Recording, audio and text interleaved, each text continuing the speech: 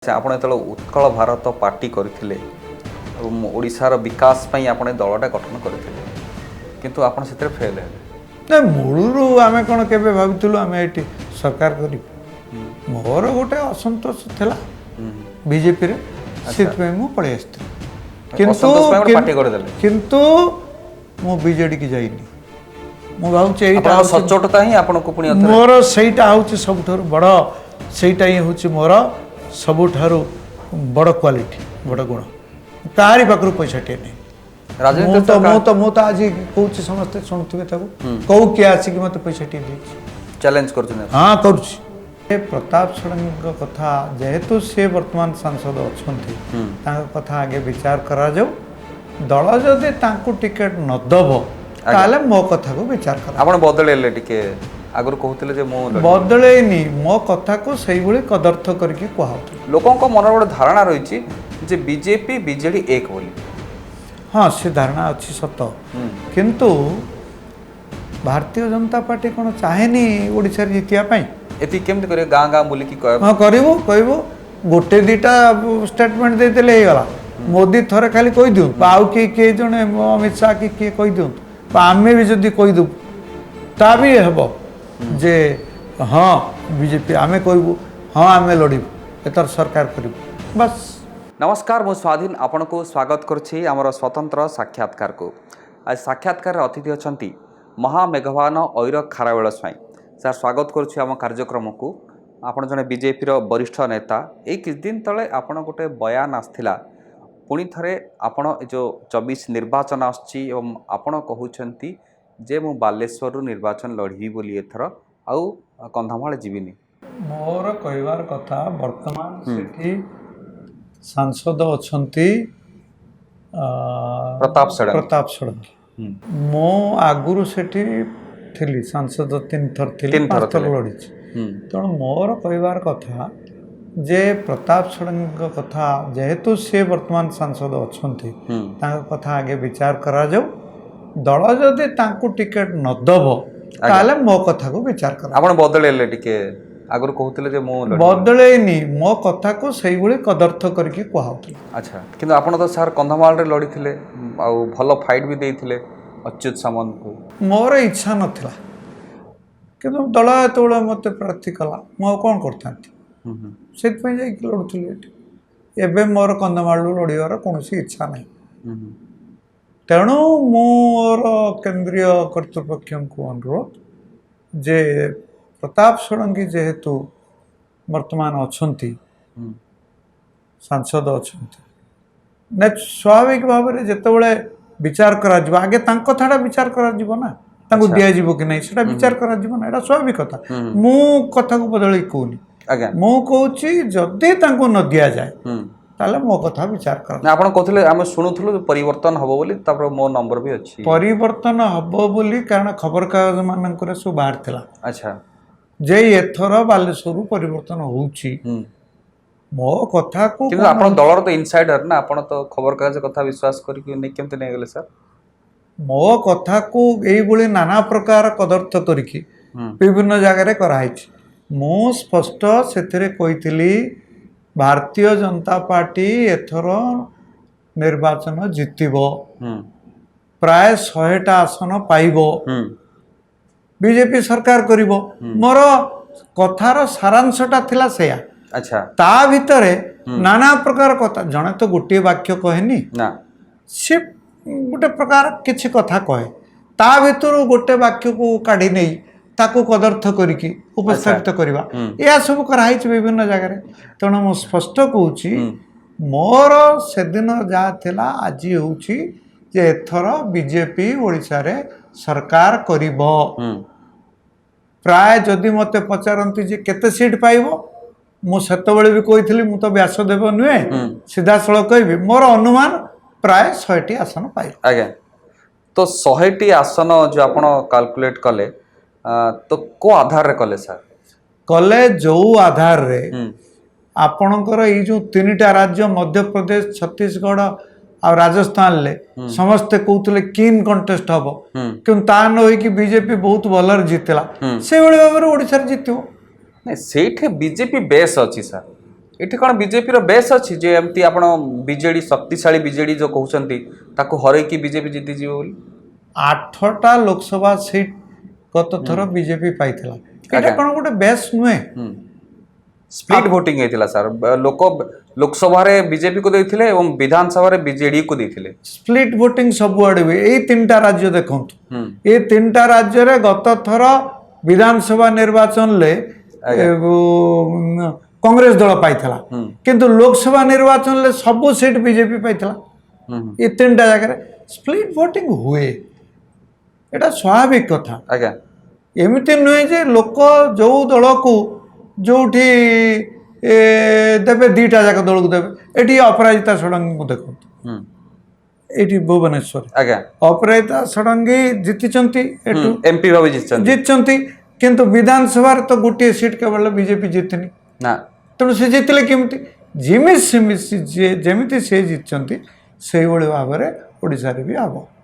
ଆପଣଙ୍କ ସରକାର ଆପଣଙ୍କ ଯୋଉ ଦଳ ଡବଲ ଇଞ୍ଜିନର ସରକାର କଥା କହୁଛନ୍ତି, ତ ଏଥର ଓଡ଼ିଶାରେ କ'ଣ ଡବଲ ଇଞ୍ଜିନ ହେଇପାରିବ? ହଁ, କାହିଁକି ହେବନି? ଦିଲ୍ଲୀରେ ତ ମୋଦି ନିଶ୍ଚୟ ଜିତିବେ। ହୁଁ ସବୁ ଟିଭି ଚ୍ୟାନେଲ ସେ କଥା ସର୍ଭେ କରି କହୁଛନ୍ତି, ଏବଂ ଓଡ଼ିଶାରେ ହେଇଗଲେ ଡବଲ ଇଞ୍ଜିନ ହେଇଗଲା। ହୁଁ ଆପଣ 15ଟା ଲୋକସଭା କୋଉ ଦଉଥିଲେ? ହଁ, ମୁଁ ଆଜି ବି ସେ କଥା କହୁଛି, ହୁଁ କାରଣ ଓଡ଼ିଶାରେ ବିଜେପି ଆପଣ 8ରୁ 7 ବଢ଼େଇଛନ୍ତି। ହଁ, ମୁଁ କହୁଛି ଆହୁରି ବି ବଢ଼ିପାରେ। ଆଚ୍ଛା କାରଣ ଯେତେବେଳେ ଲୋକମାନେ ଭୋଟ ଦିଅନ୍ତି ସେ ହିସାବ କିତାବ କରିକି ଭୋଟ ଦିଅନ୍ତି ନାହିଁ। ଆଜ୍ଞା ସେ ଭାବନ୍ତି ଏକୁ ଦେବା ଦରକାର, ତାକୁ ଦେଇ ଦିଅନ୍ତି। ହୁଁ ତେଣୁ କରିକି ଓଡ଼ିଶାରେ ବି ସେୟା ହେଇପାରେ। ସାର୍ ବାତାବରଣ ଉପରେ ସବୁ କିଛି ନିର୍ଭର କରୁଛି। ବର୍ତ୍ତମାନ ବାତାବରଣ ପରିବର୍ତ୍ତନର ହାୱା ବହୁଛି। ହଁ, ଆପଣ ଲକ୍ଷ୍ୟ କରୁନାହାନ୍ତି? ନହେଲେ ଏଇ 3ଟା ଯାକ ରାଜ୍ୟରେ ବିଜେପି ଜିତିଲା କେମିତି? ବାତାବରଣ ଯଦି ନଥାନ୍ତା। ଏପରିକି ଆପଣଙ୍କର ଏକ୍ଜିଟ୍ ପୋଲରେ ସମସ୍ତେ କହୁଥିଲେ ଯେ 90ଟା ସିଟ୍ରୁ ଛତିଶଗଡ଼ରେ 70ରୁ ଅଧିକ ପାଇବ କଂଗ୍ରେସ, କିନ୍ତୁ କ'ଣ ହେଲା? ହାରିଗଲା। ତେଣୁ ହାୱାଟା ଏମିତି ବହେ, ସେମିତି କିଛି ନାହିଁ ଯେ ନିର୍ଦ୍ଦିଷ୍ଟ ଭାବରେ ଇଏ ଏତିକି ସିଟ୍ ପାଏ। କିନ୍ତୁ ମୋର ବିଶ୍ୱାସର କଥା କହୁଛି, ମୁଁ ଜଣେ ରାଜନୀତି ବିଜ୍ଞାନର ଛାତ୍ର, ସାର୍ ତେଣୁ ସେଇଥିରୁ ମୁଁ କହୁଛି ଯେ ଓଡ଼ିଶାରେ ଏଥର ବିଜେପି ସରକାର କରିବ। ସାର୍ ଗତ ଥର ମଧ୍ୟ ଆପଣଙ୍କର ବିଜେପି ଯେଉଁ ନେତାମାନେ ଆସୁଥିଲେ ସେମାନେ କହୁଥିଲେ ଯେ ଆମେ ଏଥର ସରକାର ଗଢ଼ିବୁ ବୋଲି, ଏଥର ବିଜେପି ପରିବର୍ତ୍ତନର ହାୱା ବହୁଛି, ଏଥର ଆମେ ସରକାର ଗଢ଼ିଥିବୁ, କିନ୍ତୁ ଗତ ଥର ବହୁତ ଖରାପ ପ୍ରଦର୍ଶନ କଲେ ଆପଣ ବିଧାନସଭାରେ। ସେଇଟା ମୁଁ କହିନଥିଲି, ଯିଏ କହୁଥିଲେ ସେ ସେତେବେଳକାର ପରିସ୍ଥିତିକୁ ଦେଖିକି କହୁଥିଲେ। ଆଜ୍ଞା ମୁଁ ବର୍ତ୍ତମାନର ପରିସ୍ଥିତିକୁ ଦେଖିକି କହୁଛି। ସବୁବେଳେ ଦେଖାଯାଉଛି ଯେ ବିଜେପି ବିଜେଡ଼ିର ସମ୍ପର୍କ ନେଇକି ସବୁବେଳେ ଚର୍ଚ୍ଚା ମଧ୍ୟ ରହୁଛି ଯେ ବିଜେଡ଼ି ସବୁବେଳେ ବିଜେପିକୁ ସପୋର୍ଟ କରିଦେଉଛି, ସବୁ କ୍ଷେତ୍ରରେ ସପୋର୍ଟ କରିଦେଉଛି ଏବଂ ନିଜେ ମୁଖ୍ୟମନ୍ତ୍ରୀ ପ୍ରଧାନମନ୍ତ୍ରୀଙ୍କୁ ପ୍ରଶଂସା କରିଦେଉଛନ୍ତି। ଲୋକଙ୍କ ମନରେ ଗୋଟେ ଧାରଣା ରହିଛି ଯେ ବିଜେପି ବିଜେଡ଼ି ଏକ ବୋଲି। ହଁ, ସେ ଧାରଣା ଅଛି ସତ, କିନ୍ତୁ ଭାରତୀୟ ଜନତା ପାର୍ଟି କ'ଣ ଚାହେଁନି ଓଡ଼ିଶାରେ ଜିତିବା ପାଇଁ? ସେଟା ଆପଣ କହିବେ ନା ସାର୍? ହଁ, କାରଣ ଅତୀତରେ କ'ଣ ଥିଲା ଯେ କେନ୍ଦ୍ରରେ ଯେଉଁ ବିଜେପିର ନେତୃତ୍ୱ ଅଛି ତାଙ୍କ ମନରେ ଗୋଟେ ଧାରଣା ଥିଲା ବୋଧେ ବିଜେପି ଜିତିବା ଟିକେ କଷ୍ଟ ହେବ। ଏବେ ତେଣୁକରି ମୁଁ କହୁଛି ସେଟା ଆସୁଛି ସେ ପଏଣ୍ଟ, ସେଥିପାଇଁ ସେମାନେ ହୁଏତ ଭାବୁଥିଲେ ହଉ ତ ବିଜେଡ଼ି ତ ଆମକୁ ସମର୍ଥନ କରୁଛି, ତା ସାଙ୍ଗରେ ଟିକେ ଭଲ ସମ୍ପର୍କ ରଖିଥିବା। କିନ୍ତୁ ଏବେ ବାତାବରଣ ହେଇଗଲାଣି ଯେ ବିଜେପି ଜିତିବ, ବାତାବରଣ ହେଇଗଲାଣି, ବାତାବରଣ ଉପରେ ଭୋଟଟା ମିଳେ। ତେଣୁ କରିକି ଆଉ ବିଜେପି ବିଜେଡ଼ି ସାଙ୍ଗରେ କିଛି ସମ୍ପର୍କ ରଖିବନି, ଜୋରଦାର ଲଢ଼ିବ। ଏବେ ଲୋକଙ୍କ ମନରେ ଯେଉଁ ସନ୍ଦେହ ଅଛି ତ ଦୂର କରିଦେବ ବିଜେପି? ଦୂର ହେଇସାରିଲାଣି, ଦୂର ହେଇସାରିଲାଣି, କରିବ ନୁହେଁ। ଏଇ ଯେଉଁ ଧରଣର ଯେଉଁ 3ଟା ରାଜ୍ୟରେ ଜିତିଲା ବିଜେପି, ୟା ଦ୍ୱାରା ବାତାବରଣ ସୃଷ୍ଟି ହେଲା ଯେ ବିଜେପି ଓଡ଼ିଶାରେ ଜିତିପାରିବ, କାରଣ ଅନ୍ୟ ଆଡ଼େ ଜିତିଲାଣି। ଆଜ୍ଞା, ଯଦି ସେଠି ନ ଜିତିଥାନ୍ତା ଟିକେ ଅଲଗା କଥା ହେଇଥାନ୍ତା, କିନ୍ତୁ ଜିତିଗଲାଣି। ଜିତିବାର ମନୋବଳ ଉପରେ ପ୍ରଭାବ ପଡ଼େ ସାର୍, କିନ୍ତୁ ଗ୍ରାଉଣ୍ଡରେ ତ ଗ୍ରାଉଣ୍ଡ ୱାର୍କ ଦରକାର ନା। ଗ୍ରାଉଣ୍ଡ ୱାର୍କ ବିଜେପିର ହେଇଛି। ଗ୍ରାଉଣ୍ଡ ୱାର୍କ ଯଦି ନାହିଁ ତାହେଲେ ବିଜେପି 8ଟା ପାର୍ଲାମେଣ୍ଟାରୀ ସିଟ୍ ଗତଥର ଜିତିଲା କେମିତି? ଗତଥର ଜିତିଲା, ଏଥର ଆହୁରି ଅଧିକ ଜିତିବ। ମୁଁ ହାୱା କରିବା ପାଇଁ କହୁନି, ଆଜ୍ଞା ମୋର ବିଶ୍ୱାସର କଥା, ମୁଁ ସେ ବିଶ୍ୱାସର କଥା କହୁଛି ଯେ ଗତ ଥର ଜିତି ନଥିଲା କିନ୍ତୁ ଏଥର ଜିତିବ। ବର୍ତ୍ତମାନ ଲୋକମାନେ ଏଇ ଯେଉଁ ଅନେକ 5 ବର୍ଷ କି ଉର୍ଦ୍ଧ୍ୱ ହେଲାଣି କି ଆହୁରି ଉର୍ଦ୍ଧ୍ୱ ହେଲାଣି ଯେଉଁ ଥିଲା ଗୋଟେ ଆଣ୍ଟି ଇନକମ୍ବେନ୍ସି ଫ୍ୟାକ୍ଟର ଥିଲା ହୁଁ ତା ବିରୁଦ୍ଧରେ ଆମେ ଦେବୁ ହୁଁ ସେ ଯୋଉ ରାଓ ତାଙ୍କ ବିରୁଦ୍ଧରେ ଭୋଟ ଦେବେ ବୋଲି ଚନ୍ଦ୍ରଶେଖର ରାଓ ହଁ ତାଙ୍କ ବିରୁଦ୍ଧରେ ଭୋଟ ଦେବେ ଭୋଟ ଦେଲେ ବିଜେପି ସେମିତି ସରକାର କଲା ଭଳିଆ ଶକ୍ତିଶାଳୀ ସେଠି ନୁହେଁ ତେଣୁ କରି କଂଗ୍ରେସକୁ ଦେଇଦେବୁ ଆଉ ଇଏ ଯିଏ ସବୁ ବର୍ତ୍ତମାନ ଅଛନ୍ତି ହୁଁ ସେ ଯୋଉ ବିଆର୍ଏସ୍ ଦଳରେ ସେ ତ ସବୁ କଂଗ୍ରେସରେ ଥିଲା ଆଗରୁ ନିହାତି ସେ କଂଗ୍ରେସରୁ ଆସିକି ସବୁ ଏଇ ଦଳ ଗଢ଼ିଥିଲେ ନା ସରକାରୀ ବିରୋଧୀ କଥା ଯୋଉ କଥା କହୁଛନ୍ତି ସାର୍ ଆପଣ ତେଲେଙ୍ଗାନାର ଯୋଉ କଥା କହୁଥିଲେ ଓଡ଼ିଶାରେ ମଧ୍ୟ ସେ ଆଣ୍ଟି ଇନକମ୍ବେନ୍ସି ଫ୍ୟାକ୍ଟର ଅଛି ପ୍ରବଳ ପ୍ରବଳ ଅଛି ଆଚ୍ଛା ଖାଲି ବିଜେପି ଜୋରଦାର କରିକି ଲଢୁ ନାହିଁ ବୋଲି ଏପର୍ଯ୍ୟନ୍ତ ଜିତି ନାହିଁ ଏଇଥର ଦେଖନ୍ତୁ ଜୋରଦାର କରିକି ଲଢ଼ିଲେ ଜିତିବ କି ନାହିଁ କେମିତି ଅଛି ସାର୍ ଆପଣ କହୁଛନ୍ତି ଆମେ ତ ଏତେ ମାନେ ଯୋଉ ଆକ୍ରୋଶକୁ ପଦାକୁ ଆସିବା କଥା କୌଣସି ପଲିଟିକାଲ ପାର୍ଟି ତ ପଦାକୁ ଆଣିପାରୁନାହାନ୍ତି ପଦାକୁ ଆସିବାର କ'ଣ ବାଡ଼ି ଠେଙ୍ଗା ଧରିକି ପିଟାପିଟି ହବ ଆକ୍ରୋଶର ଅର୍ଥ ତାହା ନୁହେଁ ଆକ୍ରୋଶର ହେଉଛି ଧାରଣା ଆଜ୍ଞା ଆପଣ ଯାଇକି ବର୍ତ୍ତମାନ ଚା ଦୋକାନ ପାନ ଦୋକାନରେ କେଉଁଠି ବସି କଥାବାର୍ତ୍ତା କରନ୍ତୁ ସେ ଲୋକ କ'ଣ କହିବେ ଆପଣ ଶୁଣିବେ ସେ କହିବେ ଏତେ ଦିନ ହେଲା ଇଏ ରହିଲାଣି ଆଜ୍ଞା ତେଣୁ ଆଉ ଆସୁ ମୋଦି ଦଳ ଆସୁ ଏଇଆ କହୁଛନ୍ତି ତେଣୁ କରିକି ସେଇ ମୁଁ ଯେଉଁ ଆପଣଙ୍କୁ ମୂଳରୁ କହିଛି ପରସେପସନ୍ ଆଜ୍ଞା ଉପରେ ଭୋଟଟା ମିଳେ ଭୋଟଟା ଗଣାଗଣି କରିକି ରାଜନୀତିରେ ହୁଏନି ଆଜ୍ଞା ପରସେପସନ୍ ଉପରେ ହୁଏ ସେ ପରସେପସନ୍ଟା ବର୍ତ୍ତମାନ ଏଇ ତିନିଟି ରାଜ୍ୟ ନିର୍ବାଚନ ପରେ ବିଜେପି ସପକ୍ଷରେ ହେଇଗଲା ଏ ଯୋଉ କୁହୁଳୁଥିବା ହାୱାକୁ ନେଇ କୁହୁଳୁଥିବା ଯୋଉ ବାତାବରଣକୁ ନେଇକି ଆପଣ ମାନେ ଫ୍ୟୁଏଲ ଇଞ୍ଜେକ୍ଟ କରିବା ପାଇଁ କ'ଣ ବ୍ୟବସ୍ଥା କରିବେ କେମିତି ହେବ ଆମର ବ୍ୟବସ୍ଥା ଆମେ ବର୍ତ୍ତମାନ ଲୋକଙ୍କ ମନରେ ବିଶ୍ୱାସ ସୃଷ୍ଟି କରେଇବୁ ଯେ ଭାରତୀୟ ଜନତା ପାର୍ଟି ଏଥର ଲଢ଼ିବ ଆଜ୍ଞା ଏବଂ ଜିତିବ ଏତିକି କରିଦେଲେ ବାକି ସବୁ ହେଇଗଲା ଏତିକି କେମିତି କରିବେ ଗାଁ ଗାଁ ବୁଲିକି ହଁ କରିବୁ କହିବୁ ଗୋଟେ ଦିଟା ଷ୍ଟେଟମେଣ୍ଟ ଦେଇଦେଲେ ହେଇଗଲା ମୋଦି ଥରେ ଖାଲି କହିଦିଅନ୍ତୁ ବା ଆଉ କିଏ ଜଣେ ଅମିତ ଶାହ କିଏ କହିଦିଅନ୍ତୁ ବା ଆମେ ବି ଯଦି କହିଦେବୁ ତା ବି ହେବ ଯେ ହଁ ବିଜେପି ଆମେ କହିବୁ ହଁ ଆମେ ଲଢ଼ିବୁ ଏଥର ସରକାର କରିବୁ ବାସ୍ ଲୋକଙ୍କର ଗୋଟେ ବିଶ୍ୱାସ ଆସିବା ହେଉଛି ବଡ଼ କଥା ଯେ ହଁ ଇଏ ଲଢ଼ିବେ ତାପରେ ଆପେ ହେଇଯିବ ଆପଣ ଦେଖିବେ ସାର୍ ମୁଁ ଏ ଗୋଟେ କଥା ପଚାରିବାକୁ ଚାହେଁ ବିଜେଡ଼ିର ଆପଣ ଦେଖନ୍ତୁ ମହିଳା ଭୋଟ ବ୍ୟାଙ୍କ ଗୋଟେ ବଡ଼ ଭୋଟ ବ୍ୟାଙ୍କ ଅଛି ଏସ୍ଏଚ୍ଜି ଗ୍ରୁପ୍ ଅଛନ୍ତି ଯେଉଁମାନେ କି ସପୋର୍ଟ ସିଷ୍ଟମ୍ ବୋଲି ବିଜେପିର କହୁଛନ୍ତି ବିଜେଡ଼ିର ସପୋର୍ଟ ସିଷ୍ଟମ୍ ବୋଲି କହୁଛନ୍ତି ଯେଉଁଟାକି ଆପଣଙ୍କ ଆଣ୍ଟି ଇନକମ୍ବେନ୍ସିକୁ ଫ୍ୟାକ୍ଟରକୁ କାଉଣ୍ଟର କରିବା ପାଇଁ ସେ ଗୋଟେ କାଉଣ୍ଟର ଫୋର୍ସ ହେଇଛି ତ ତାକୁ କେମିତି ଆପଣ ଭାଙ୍ଗିବେ ସେମିତି ନୁହେଁ ଆଜ୍ଞା ସ୍ତ୍ରୀ ଲୋକମାନେ ସମସ୍ତେ ବିଜେଡ଼ିକୁ ଭୋଟ ଦେଉଛନ୍ତି ସେମିତି ନୁହେଁ ଅନେକ ସ୍ତ୍ରୀ ଲୋକଙ୍କ ସ୍ୱାମୀମାନେ ବିଜେଡ଼ିରେ ନୁହନ୍ତି ଆଚ୍ଛା ତାର ପ୍ରଭାବ କ'ଣ ତାଙ୍କ ଉପରେ ପଡ଼ୁନି କାହାର ପୁଅ ଯାଇକି ଅନ୍ୟ ଦଳରେ ଅଛି ତାର ପ୍ରଭାବ କ'ଣ ପଡ଼ୁନି ସେମିତି ନୁହେଁ ଯେ ସ୍ତ୍ରୀ ଲୋକମାନେ କ'ଣ ସମସ୍ତେ ତାଙ୍କୁ ସମର୍ଥନ କରୁଛନ୍ତି ସେମିତି କିଛି ନୁହେଁ ଆଜ୍ଞା ଏମିତି ଖାଲି ଗୋଟେ ପରିସ୍ଥିତିରେ ପଡ଼ିକି ସେମିତି ହୁଏ ସ୍ତ୍ରୀ ଲୋକମାନେ ଦେଉଛନ୍ତି ସେମିତି କିଛି କଥା ଆପଣ ଦେଖନ୍ତୁ ମୁଁ ଆପଣଙ୍କୁ ଗୋଟେ ଉଦାହରଣ ଦେଉଛି ଯେ ଆପଣ ଜାଣିଛନ୍ତି ଯେ ସମସ୍ତେ କହନ୍ତି ମୁସଲମାନ ହେଉଛନ୍ତି ବିଜେପିର ବିରୋଧୀ ଆଜ୍ଞା କିନ୍ତୁ ଉତ୍ତରପ୍ରଦେଶର ଅନେକ ସିଟ୍ ଅଛି ଯେଉଁଠିକି ମୁସଲିମ ମେଜରିଟି ସେଠି ବିଜେପି କେମିତି ଜିତିଛି ସେଇଭଳି ଭାବରେ ଏଠି ସ୍ତ୍ରୀ ଲୋକମାନଙ୍କ ଭିତରେ ଅନେକ ଅସନ୍ତୋଷ ଅଛି ସେ ଦେବେ ବିଜେପିକୁ ଭୋଟ ଦେବେ ବା ଅନେକ ଲୋକ ଭାବୁଛନ୍ତି ମୋଦି ଭଲ ସେଇଥିପାଇଁ ଦେବେ କିଛି ନେଗେଟିଭ କିଛି ପଜିଟିଭ ଉଭୟ ଭୋଟରେ ମିଶିକି ବିଜେପି ଏଥର ଆପଣ ଯେତେବେଳେ ଉତ୍କଳ ଭାରତ ପାର୍ଟି କରିଥିଲେ ଏବଂ ଓଡ଼ିଶାର ବିକାଶ ପାଇଁ ଆପଣ ଏ ଦଳଟା ଗଠନ କରିଥିଲେ କିନ୍ତୁ ଆପଣ ସେଥିରେ ଫେଲ୍ ହେଲେ ନା ମୂଳରୁ ଆମେ କ'ଣ କେବେ ଭାବିଥିଲୁ ଆମେ ଏଠି ସରକାର କରିବୁ ମୋର ଗୋଟେ ଅସନ୍ତୋଷ ଥିଲା ବିଜେପିରେ ସେଥିପାଇଁ ମୁଁ ପଳେଇ ଆସିଥିଲି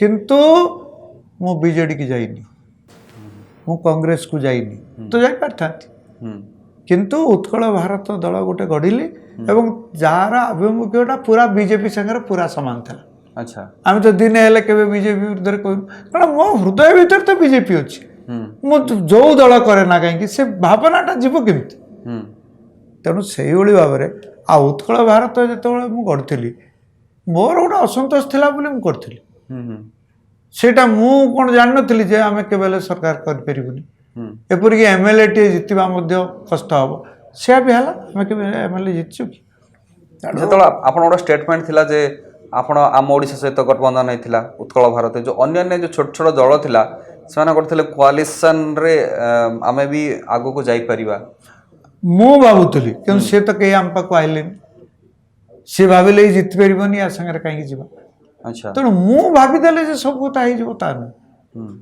ଅନ୍ୟମାନଙ୍କର ଭାବନା ରହିଲା ଯେ ଏ ଉତ୍କଳ ଭାରତ କିଛି ହେଇପାରିବନି, ଏ ସାଙ୍ଗକୁ ଯାଇକି ଲାଭ କ'ଣ? ତେଣୁ କେହି ହେଲେ ସେତେବେଳେ ସାର୍ ଗୋଟେ ଘଟଣା ଘଟିଥିଲା, ଆପଣଙ୍କୁ ଗୋଟେ ଲୋକ ଆପଣ ରାୟଗଡ଼ାରେ ଭାଷଣ ଦେଉଥିବା ବେଳେ ଜଣେ ଆପଣଙ୍କୁ ଆକ୍ରମଣ କରିଥିଲେ। ଗୋଟେ ଜାଗାରେ ନୁହେଁ 3 ଜାଗାରେ, ଆଳିରେ କରିଥିଲେ, ଡୁଙ୍ଗୁରା ବୋଲି ଗୋଟେ ଜାଗା ଅଛି ବାଲେଶ୍ୱର ଜିଲ୍ଲାରେ କରିଥିଲେ। ଆଚ୍ଛା, କରିଥିଲେ। ନବୀନ ବାବୁଙ୍କୁ ଭଲ ଲୋକ ବୋଲି କୁହାଯାଏ, କିନ୍ତୁ ସେ ମୋ ବିରୁଦ୍ଧରେ ଏମିତି ମାଡ଼ ହେଲା, କିଛି ଆକ୍ସନ୍ ନେଲେ। ଏଇଟା ହେଉଛି ତାଙ୍କର ଭଲ ପଣିଆର ପରିଚୟ। ନାଇଁ ସେ ଅନ୍ୟ କିଏ ଗୋଟେ ଆକ୍ରୋଶରେ ମାରିଲା ବୋଲି ନବୀନ ବାବୁଙ୍କୁ ଆପଣ ଦୋଷ ଦେଲେ କେମିତି ହେବ? ନା ନା, ମୁଁ ପଚାରୁଛି, ସେ ତ ହେଉଛନ୍ତି ହୋମ୍ ମିନିଷ୍ଟର, ପୋଲିସ ବିଭାଗର ମନ୍ତ୍ରୀ, ତେଣୁ ସେ କ'ଣ ନ୍ୟାୟ ଦେଲେ କି ମୋତେ? ନାଇଁ ସାର୍, ଆପଣ ରାଜନୀତିରେ ଅଛନ୍ତି ବୋଲି ବିରୋଧ କରୁଛନ୍ତି, କିନ୍ତୁ ଆପଣ 24 ବର୍ଷ ଭିତରେ ଓଡ଼ିଶାରେ କିଛି ବିକାଶ ହେଇନି? ବିକାଶ ହେଇଛି, କିନ୍ତୁ ତା ସତ୍ତ୍ୱେ ବି ଏଠି କାହିଁକି ଏତେ ପଛରେ ଅଛି? ତାର କାରଣ ହେଉଛି, ଆପଣ ଯଦି ଗୋଟେ ରାସ୍ତା କରିଛନ୍ତି, ଅନ୍ୟ ରାଜ୍ୟମାନେ ସେତେବେଳେ 3ଟା ରାସ୍ତା କରିଛନ୍ତି। ଆପଣ ଯଦି ଗୋଟେ ଡାକ୍ତରଖାନା କରୁଛନ୍ତି, ସେ 5ଟା ଡାକ୍ତରଖାନା କରିଛନ୍ତି। ତେଣୁ ବିକାଶ ହେଇକି ବି ଆମେ ଯେଉଁ 17 ନମ୍ବର 18 ନମ୍ବର ଥିଲୁ, ଆମେ ସେଇଥିରେ ଅଛୁ। ଇନଫ୍ରାଷ୍ଟ୍ରକ୍ଚର ଡେଭଲପମେଣ୍ଟ ହେଇଛି, ରୋଡ ମାନେ ମନା କରୁନି, ହେଇଛି, କିନ୍ତୁ ଅନ୍ୟମାନେ ଆହୁରି ଭଲ କରୁଛନ୍ତି। ଅନ୍ୟମାନେ ଆହୁରି ଭଲ କରୁଛନ୍ତି, ଆଉ କେହି କରିନାହାନ୍ତି। କେବଳ ଓଡ଼ିଶାରେ ହେଇଛି ତା ନୁହେଁ। ଆଜ୍ଞା, ଆପଣ ୟା ଭିତରେ ଫରକ ଅଛି ଆଜ୍ଞା। ଆଉ କେହି କରିନାହାନ୍ତି, କେବଳ ଓଡ଼ିଶାରେ ହେଇଛି। ଏ କହୁଛନ୍ତି ଯେ ଆପଣଙ୍କର ଏ ଚାଉଳ କି ଅନ୍ୟାନ୍ୟ ସାହାଯ୍ୟ ଯେଉଁ ଦିଆହେଉଛି, ମୁଁ ଦେଖୁଥିଲି ଜଣେ ବୁଢ଼ା କହୁଥାନ୍ତି, ନବୀନ କ'ଣ ନ କରିଛି ସେ କହୁଥାନ୍ତି। କେଉଁ ରାଜ୍ୟ ଚାଉଳ ଦେଉନି ଆଜ୍ଞା? ଆଜ୍ଞା, କେଉଁ ରାଜ୍ୟ ଏମିତି ସବୁ ଜିନିଷ ବାଣ୍ଟୁନି? ଓଡ଼ିଶାରେ ଆମର ଯେହେତୁ ଆମେ ବଡ଼ ଦରିଦ୍ର ଥିଲୁ, ଆମକୁ ଟିକେ ବଢ଼ିଲା ବେଳକୁ ଆମେ ଭାବୁଛୁ ଯେ ବହୁତ ବଢ଼ିଗଲୁ, ଆଜ୍ଞା, କିନ୍ତୁ ତା ନୁହେଁ। ଅନ୍ୟ ରାଜ୍ୟ ସାଙ୍ଗରେ ତୁଳନା କଲେ ଆମେ ସେମିତି କିଛି ବଢ଼ିନା। ଆମେ କାଙ୍ଗାଳ ଥିଲୁ ବୋଲି ସେଇ ଦୃଷ୍ଟିରୁ ଆମକୁ ଲାଗୁଛି ଯେ ଆମେ ସାର୍ ଏଇଠି ଗୋଟେ ଅଭିଯୋଗ ହେଉଛି, ସବୁବେଳେ ସରକାରୀ ଦଳ ଅଭିଯୋଗ କରନ୍ତି, କେନ୍ଦ୍ର ଆମଠୁ ନେଉଛି ଅଧିକ, ଦେଉଛି କମ୍। ମୁଁ ଆପଣଙ୍କୁ ପଚାରୁଛି, ବମ୍ବେର ଉଦାହରଣ ନିଅ। ସବୁଠାରୁ ଭାରତବର୍ଷର କର୍ପୋରେଟ୍ ଟ୍ୟାକ୍ସ କି ଇନକମ୍ ଟ୍ୟାକ୍ସ ବେଶୀ ଆୟ ହେଉଛି ବମ୍ବେରେ। ଆଜ୍ଞା, ତା ବୋଲି କ'ଣ ସବୁ ପଇସା ସେଇଠି ଖର୍ଚ୍ଚ ହେବ? ଓଡ଼ିଶାରେ ହେବନି? ଓଡ଼ିଶାରେ ତ ଇନକମ୍ ଟ୍ୟାକ୍ସ ଏତେ ଯାଉନି। ଓଡ଼ିଶାରେ ତ ଖଣିଠୁ ଅଧିକ। ମୁଁ ମନା କରୁନି, ମୁଁ ସେଇ କଥା କହୁଛି। ମୁଁ କହୁଛି ଯେଉଁଠି ବେଶୀ ଆୟ ହେଲା, ଖର୍ଚ୍ଚଟା କେବଳ ସେଇଠି ହେବ ନା ସାରା ଭାରତବର୍ଷରେ ତାର ସାରା ଭାରତରେ ହବ ଯେ, କିନ୍ତୁ ଓଡ଼ିଶାକୁ ସେ ପରିମାଣରେ ମିଳୁଛି କି ସାର୍? ମିଳୁଛି। ଓଡ଼ିଶାକୁ ମିଳିନାହିଁ? ଓଡ଼ିଶାରେ ଯେଉଁଭଳି ଭାବରେ ରେଳପଥ ହେଇଛି, ଓଡ଼ିଶାରେ ଯେଉଁଭଳି ଭାବରେ ରାସ୍ତା ହେଇଛି, ଆଜ୍ଞା, ଭାରତବର୍ଷ ବେଙ୍ଗଲକୁ ଗଲେ ଦେଖିବେ, ଓଡ଼ିଶାର ରାସ୍ତା ସାଙ୍ଗରେ ତାକୁ ତୁଳନା କରିପାରିବେ? ଗଲେ ଯାଆନ୍ତୁ, ଆଜି ଯାଇକି ଦେଖିବେ। ସେଇଥିପାଇଁ ଗୋଟେ ସେମିତି ଗୋଟେ ନିର୍ଦ୍ଦିଷ୍ଟ କଥାକୁ ଧରିକି ଏଇଥିରେ ଆମେ ବହୁତ ଉପରକୁ ଚାଲିଗଲୁ, ତା ନୁହେଁ। ଯଦି ଏମାନେ ଏତେ ଭଲ, ତାହେଲେ ଇଏ ଯେଉଁ ଏମାନେ ବେପାରୀ, ଏମାନେ କାହିଁକି ଓଡ଼ିଆ ଭାଷାରେ କାହିଁକି ତାକୁ ଛାପୁନାହାନ୍ତି? ଆଜ୍ଞା, ଏମାନେ ତ ଏଇଟା ତ ଭୁବନେଶ୍ୱରରୁ ବାହାରିଛି, ଏଇଟା ତ ଓଡ଼ିଆ ଭାଷାରେ, ଏମାନେ ଓଡ଼ିଶାର ତ ଶତ୍ରୁ ନୁହନ୍ତି। ତାଙ୍କର ଇମ୍ପ୍ରେସ ଯେଉଁ ପରସେପସନ୍ କଥା କହୁଛି, ସେଇଟା ଯେ ଓଡ଼ିଶା ଅନ୍ୟମାନଙ୍କ ତୁଳନାରେ ବଡ଼ ନୁହେଁ, ସେଇଥିପାଇଁ ଏମିତି ହେଉଛି। ଆମେ ନିର୍ଦ୍ଦିଷ୍ଟ ଗୋଟେ ରାସ୍ତା କରିଦେଇକି ଏଇଟା କରିଦେଲୁ, ଆପଣ ଗୋଟେ ରାସ୍ତା କରିଥିଲେ, ସେ 5ଟା ରାସ୍ତା କରିଛନ୍ତି, ଏଇଥିପାଇଁ ହଉନି। ଏବେ ଯେଉଁ ଆପଣ 3 ଥର ଯେଉଁ ସାଂସଦ ହେଲେ ବାଲେଶ୍ୱରର, ଏମିତି କ'ଣ ଡେଭଲପମେଣ୍ଟ କାମ କରିଛନ୍ତି ଯେ ପୁଣି ଆପଣ ଦାବିଦାର ଅଛନ୍ତି ସେଇ ସିଟ୍ ପାଇଁ? ସେତେବେଳେ ଏଇ ଯେଉଁ ସେତେବେଳେ ତ ଆପଣଙ୍କର ମିଳିତ ସରକାର ଥିଲା। ଶୁଣନ୍ତୁ, ମୁଁ କହୁଛି, ମାନେ ଶୁଣନ୍ତୁ, ମୁଁ ଯେ ପୃଥିବୀରେ ସବୁକିଛି କରିପକେଇଛି ତା ନୁହେଁ, କିନ୍ତୁ ମୁଁ ଯେତିକି କରିଛି ମୁଁ ସେ କଥାଟା କହୁଛି ଯେ ଆପଣଙ୍କର ସେତେବେଳେ ଖଡ଼ଗପୁରରୁ ଗୋଟେ 4 ଲେନ୍ ରାସ୍ତା ହେଲା, ସ୍ୱର୍ଣ୍ଣ ଚତୁର୍ଭୁଜ, ଆଜ୍ଞା, ଯେଉଁ ବାଜପେୟୀ ସେତେବେଳେ କୁହାଗଲା ଯେଉଁ ନ୍ୟାସନାଲ୍ ହାଇୱେ ଅଛି ସେଇଟାକୁ 4 ଟିକିଆ କରିଦିଆଯିବ। ଆଜ୍ଞା, ସେତେବେଳେ କଲିକତାରୁ ଯେଉଁ ଆସିଥିଲା ଯେଉଁ ରାସ୍ତା, ସେଟା ଇଏ ଆପଣଙ୍କର ବାରିପଦା ଦେଇକି ଆସିଥିଲା।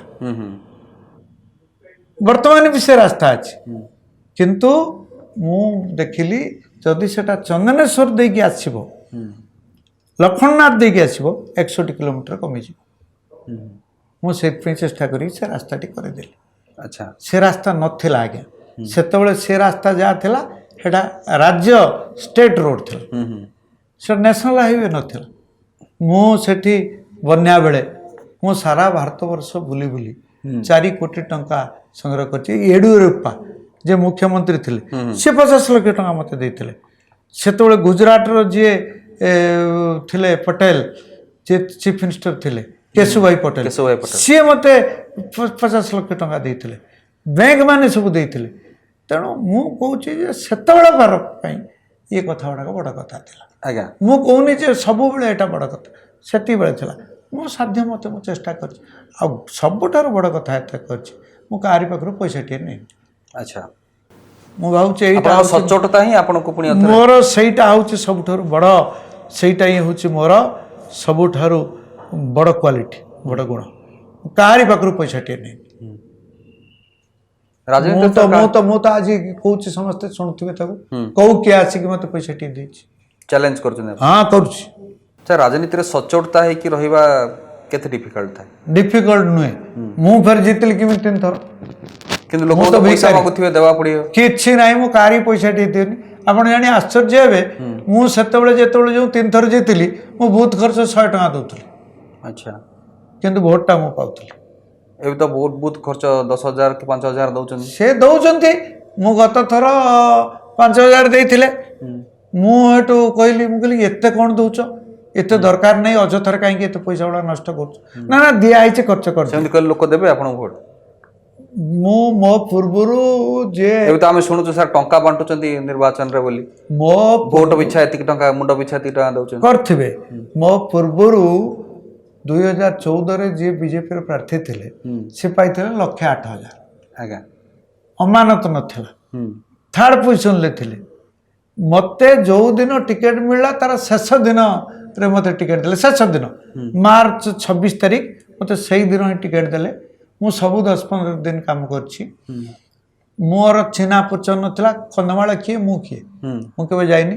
ମୋତେ 3,13,000 ଭୋଟ କେମିତି ମିଳିଲା? ମୁଁ ଜିତି ନାହିଁ, କିନ୍ତୁ 3 ନମ୍ବରରୁ 2 ନମ୍ବରକୁ ଆସିଲି। ଆଉ ଯେତିକି ଭୋଟ ତା ପୂର୍ବ ନିର୍ବାଚନରେ ମିଳିଥିଲା ମୁଁ ତାର 3 ଗୁଣ ଭୋଟ ପାଇଛି। ପଇସା ତ ମୋ ପାଖରେ ନଥିଲା, ସମସ୍ତେ ଜାଣିଛନ୍ତି।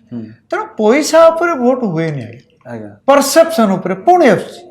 ଲୋକଙ୍କର ଧାରଣା ଏ ଭଲ ଲୋକ, ତାକୁ ଦେଇଦେବ। ପରସେପସନ 24ରେ ଅଛି ଯେ ବିଜେପି ସରକାର କରିବ। ସାର୍, ଯେଉଁ ଆପଣ ଯଦି ସର୍ଭେ କରିଛନ୍ତି ବା ଅନୁଧ୍ୟାନ କରୁଛନ୍ତି, 100ଟା ଆସନ କ'ଣ କ'ଣ ଆସନ ଟିକେ କହିପାରିବେ ଯଦି ହେଇପାରିବ? ସେଟା କୋଉ ଅଞ୍ଚଳରୁ କେତେ ଆଣିବ ଆପଣ? ଉପକୂଳରୁ କେତେ ଆଣିବ? ପଶ୍ଚିମ ଓଡ଼ିଶାରୁ କେତେ ଆଣିବ? ଉପକୂଳରୁ ବେଶୀ ଆସିବ। ଆଚ୍ଛା, ମୁଁ ଏକ୍ଜାକ୍ଟଲି କହିପାରୁନି। କିନ୍ତୁ ଆପଣ, ଆମର 3ଟା ଦକ୍ଷିଣାଞ୍ଚଳ ଅଛି, ପଶ୍ଚିମାଞ୍ଚଳ ଅଛି ଏବଂ ଉପକୂଳ ଅଛି। ଉପକୂଳରୁ ସବୁଠାରୁ ବେଶୀ, ଆଉ ତାପରେ ଏଇ ଅଞ୍ଚଳରୁ ମିଶିକି ଆସିବ। କାରଣ ଉପକୂଳରେ ସିଟ୍ଟା ବେଶୀ ନୁହେଁ କି, ତେଣୁ ବେଶୀ ସିଟ୍ ଏଇଟା ମାନେ ମାନେ ମାନେ ଅନୁପାତରେ ସବୁଆଡ଼ୁ ସମାନ ଭାବରେ ଆସିବ। ପରିବର୍ତ୍ତନ ଉପକୂଳରୁ ହବ। ହଁ, ବେଶୀ ହବ। ନିହାତି ଭାବେ ଯେମିତି ଖାରବାଳ କହୁଥିଲେ ଯେ ଉପକୂଳରୁ ହିଁ ପରିବର୍ତ୍ତନ ହବ ଏବଂ ପରିବର୍ତ୍ତନର ହାୱା ବହିଲାଣି। ତେବେ 24ରେ ସତରେ ପରିବର୍ତ୍ତନ ହେଉଛି ନା ହେଉନି, ତାହା ଆଉ 3-4 ମାସ ପରେ ସ୍ପଷ୍ଟ ହୋଇଯିବ।